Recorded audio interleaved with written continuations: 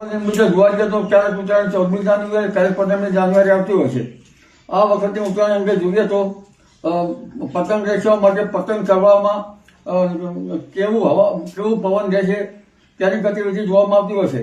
તો ભિન્ન ભિન્ન ભાગોમાં આપણે પવનની ગતિવિધિ જોઈએ તો લગભગ પરોળીના ભાગમાં, અમદાવાદના ભાગોમાં લગભગ પરોળીએ 7 કિલોમીટર, ક્યારેક 9 કિલોમીટરનો પવન રહેવાની શક્યતા રહે છે.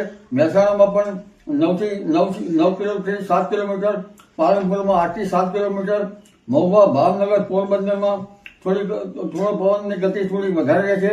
ગાંધીધામમાં પવનની ગતિ વધારે રહે છે.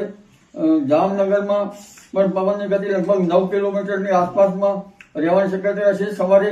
રાધનપુરમાં 9 કિલોમીટર આસપાસ, વિરંગામાં 10 કિલોમીટરની આસપાસ, દરિયા કિનારે 12 કિલોમીટરની આસપાસ, સુરતમાં 9 કિલોમીટરની આસપાસ રહેવાની શક્યતા રહે છે. અને દરિયા કિનારે કેટલા ભાગમાં 13 કિલોમીટર આસપાસ રહેવાની શક્યતા રહે છે. સુરતમાં વિન્ડ ગસ્ટ જોવા જઈએ તો લગભગ 26 કિલોમીટરની રહેવાની શક્યતા રહે છે. એટલે સામાન્ય રીતે પરોળિયાના અને સવારના ભાગમાં પવનની ગતિ 9 થી 7 કિલોમીટર રહેવાની શક્યતા રહે છે. બપોરે 10 વાગ્યાની આસપાસ 6 થી 7 કિલોમીટર મહદ ભાગોમાં, અને બપોરે 1 વાગે 6 થી 7 કિલોમીટર, અને સાંજે 4 વાગે 6 થી 7 કિલોમીટરની આસપાસ રહેવાની શક્યતા રહે છે. પરંતુ વિન્ડ ગસ્ટ કેટલાક ભાગોમાં, એટલે કે પવનના લહેરાની ગતિવિધિ ક્યારેક વધારે છે તો કોઈ ભાગમાં 15 કિલોમીટર અને કેટલાક ભાગમાં 15 થી 20 કિલોમીટરની આસપાસ રહેવાની શક્યતા રહે છે. સુરતમાં વિન્ડ ગસ્ટ આંચકાનો પવન 26 કિલોમીટરની આસપાસ રહેવાની શક્યતા રહે છે.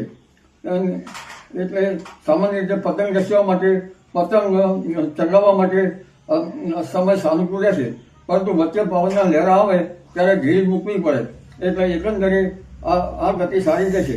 તારીખ 15મી તારીખે પણ પવનની ગતિ સવારે ઓછી અને દિવસ દરમિયાન પણ ક્યારેક વધારે કે ક્યારેક ઓછી રહેવાની શક્યતા રહે છે. ક્યારેક પવનની ગતિ 5 થી 6 કિલોમીટર, ક્યારેક 4 કિલોમીટર પરોળિયાના ભાગમાં રહી શકે. અને લગભગ 15મી તારીખે પણ પતંગ રચવા માટે પવન ચગાવવામાં થોડીક હરકત વચ્ચે પવન ચગાવવાનું સાનુકૂળ રહે છે. એટલે 14મી જાન્યુઆરીએ પવન ચગાવવા માટે, પતંગ રચવા માટે સારો રહેવાની શક્યતા રહે છે. અલબત્ત વિન્ડ ગસ્ટ તો ક્યારેક રહે ત્યારે ઢીલ છોડવી પડે. જી.